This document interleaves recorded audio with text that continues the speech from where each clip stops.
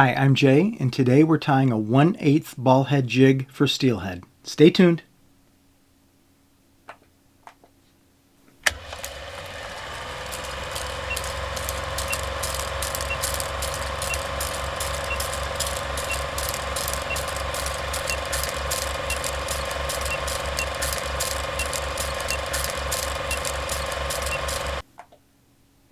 So, good morning.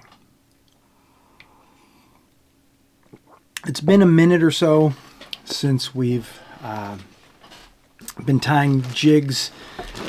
We still kind of, or at least had the video cameras on while I was tying jigs. We still have the same theme going on. I've been super busy this fall tying SteelHead jigs, mostly Marabou, 1/32, 1/16, and 1/8. Have a guy that uses jigs earlier in the year, and he was looking for something that was more of a streamer imitator, a bait fish imitator. And I'm going to tie one of the patterns that I did for him that I really liked. The techniques we use today and the steps that we take in building this jig, you can pare it down or size it down for panfish jigs, crappie jigs, perch jigs, etc. Or you could size it up, go up another size or two to a quarter or a half, maybe a 3/8 head, and tie, something that would work great for walleye. One of those, old-timey, early 70s, late 60s style walleye jigs. But today, this pattern will be used specifically for SteelHead. And I'm not exactly sure how he's fishing them, if he's vertical jigging or if he's drifting these under a bobber, or fishing fairly thin water, just a foot or two deep, like a wide stream or small river, and kind of fishing them very streamer-like. Next time I talk with this customer, I'm going to kind of pick his brain a little bit. But today we're going to tie the 1/8 ball head that I think was a really neat pattern. And I'm going to change up the colors just a touch. Originally his body was a little bit lighter. I think I'm going to go with a little bit darker body. But yeah, let's get the cameras going. So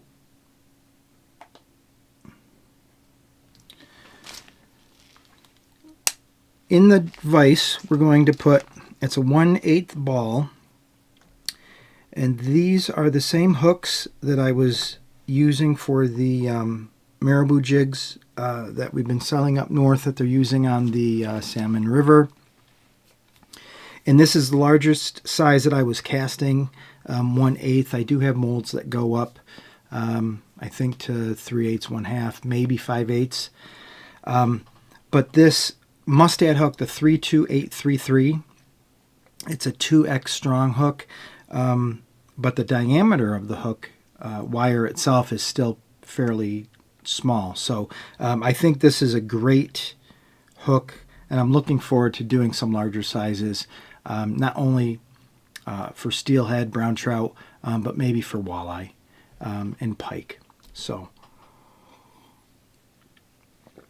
we have the 1/8 in our vise. In this size, I could use my A size thread, but I'm just going to go with the 2/0. So originally, this customer was using an olive. I did some olive and white and olive and like a gray or a steel gray Marabou for the tail. Instead of white, I'm just going to go with the steel gray and the olive. And for the customer, I was using the crystal Antron chenille, which does have a little bit of flash to it, but the body itself is fairly firm's not quite the right word, but it's not wavy at all. It's kind of stiff, the fibers, just to create that profile. with not much movement, but there is flash. But in my collection, I had some darker crystal Antron. I believe it's from the same maker. This was just from Barlow's, so I don't know exactly where they get it from. But this bag is just labeled 4mm crystal Antron. Not exactly sure of the exact color name. The lighter color was done. This is just a gray, maybe a steel gray. And we have some plain olive Marabou tips, and we have some plain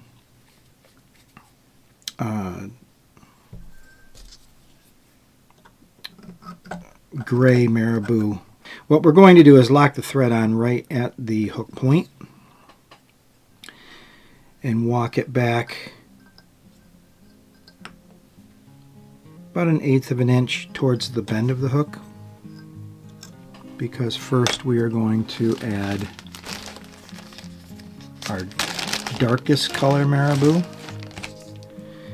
And these, like I said, are tips. Some of these have some nice body to them, or nice wavy. And if I put this in a pinch, makes a nice round pinch. Some of these are a little bit sparse towards the tip. So if I do pinch this, the profile is a little bit more flat, in which case I would just get another tail that maybe is also a little sparse, and just double them up to make a more round tail. But we'll take the one that we picked first.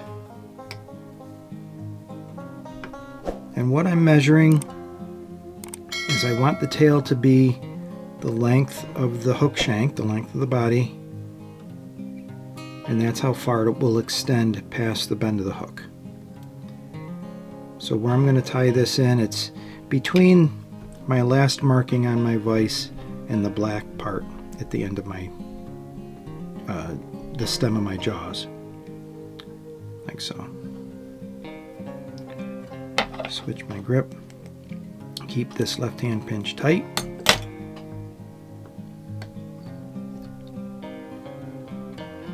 That was 2 wraps towards the head, and then I crossed it back over, locking it on towards the bend of the hook.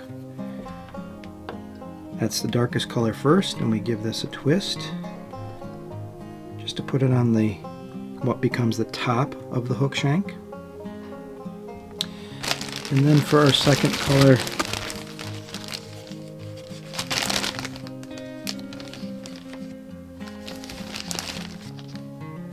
we're going to pick a tail that's similar to the first one that we used.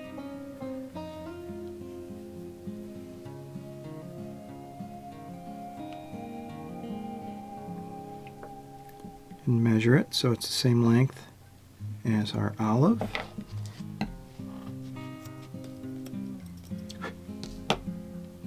We're going to lock this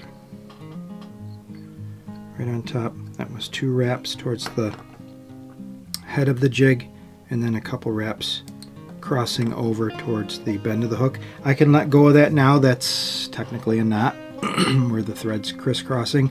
Because of the weight of my bobbin and my spool, that will keep enough tension on this thread so it doesn't loosen up and come apart. Now for flash, I have this old crystal hair. It's CH06. The name of this color is long gone from memory. It kind of reminds me of a dark lime, or a maybe an apple.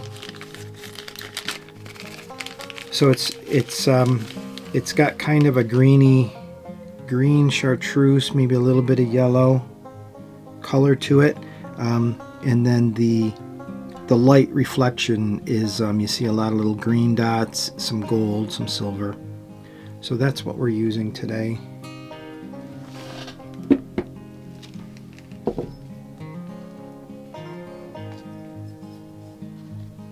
And for this, I'm going to take 3 strands and cut them long. So I'm going to take 3 strands that are 6 or 7 inches long. So I have 3 strands of flash about 6, maybe 7 inches long. I put it underneath my last wrap of thread, like so, and then I can keep a hold of the strands that are closest to me and keeping them parallel right down the lateral line. I can add 3 wraps and then do the same thing with this. Just kind of hold it right down the lateral line between those 2 colors, and again crisscross the threads to hold them in place. And then I am trimming these to the length of the tail. Some tyers like to keep them a little long and let them extend past the tail. That would be okay as well. Now we can put on a base of thread, just walk the red up to the head with open wraps. They don't have to be terribly neat. We're going to reverse and go back towards the bend of the hook. And then at this point we can take a drop of head cement right at the base of our tail where that thread dam is. And now we can take our crystal Antron. And like I said, this is the darker gray, maybe a steel gray, I guess. And just cut yourself 12, 14 inches or so, just enough to work with for a couple jigs. And I strip the fibers from the thread core. I lock them right into place at the base of the tail, and then walk my thread back up to the head of the jig.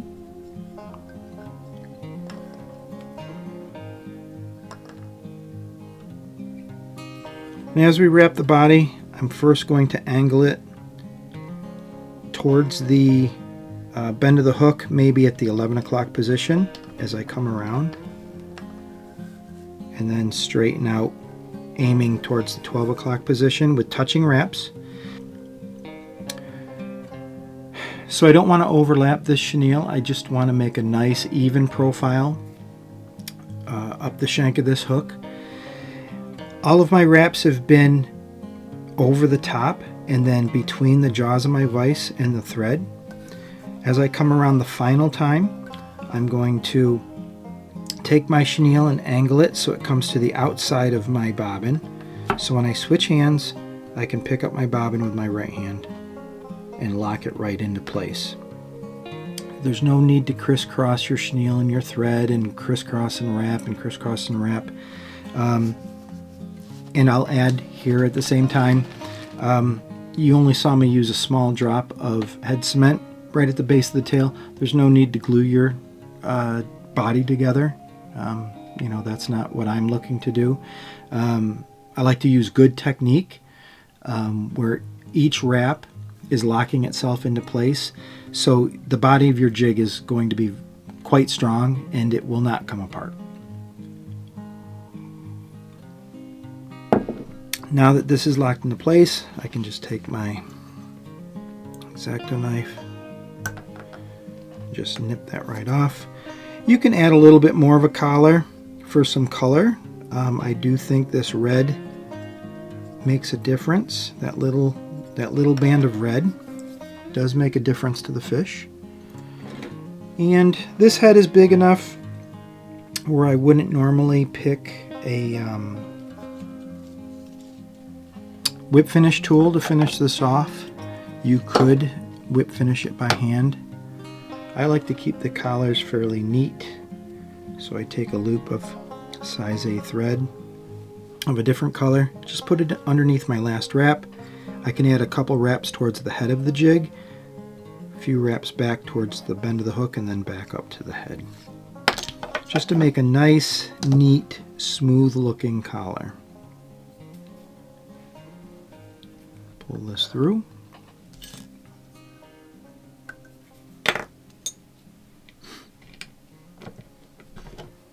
There we have it. Let me turn off the face. And this is a great little jig. I think just the right amount of flash. I don't typically put eyes on the heads of the SteelHead jigs that I've been producing, though this customer wanted the fluorescent yellow eye. And then, you know, for these, just for my testing, you know, I'm going to put these in my box. I added the pupil to the eye. Nice little jig. I'm going to finish this off with some lacquer-based head cement, if I get the right bottle. And that's all there is to it. Now, like I said, you can size this down. So, you know, 190, 160, 132nd. Those size ball head jigs, this same technique. And just size down your material just a little bit. You know, a sparse, thin Marabou feather. And maybe a medium or small diameter chenille for the body. Makes a fantastic jig for panfish, crappie, perch, etc. Or, again, size it up. Go to use a 1/2 ounce ball head jig, maybe medium or large size chenille for the body. And this tail just used one tip of each color for the Marabou tail, but a little bit bigger jig, you could 2 tips for each color, just to give some volume to the larger headed jig for the tail. But we'll take one last look at this jig. Let's see, can I zoom in?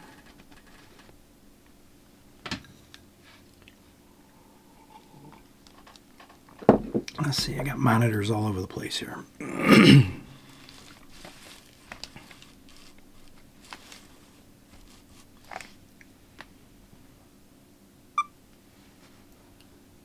And there we have it.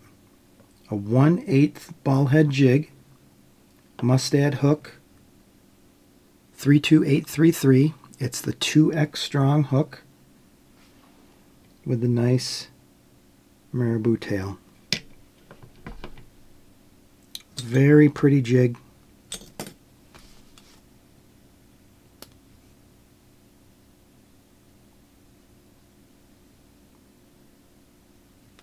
Tied for a customer that is fishing for steelhead. And switch it over. So I'm going to tie a couple more of these just for my own personal box. I'm going to try them out in the spring. Maybe in the river here locally, or there's a couple good spots about an hour away in 2 different directions. So I'm looking forward to using these jigs maybe next spring. But I think that will do it for us today.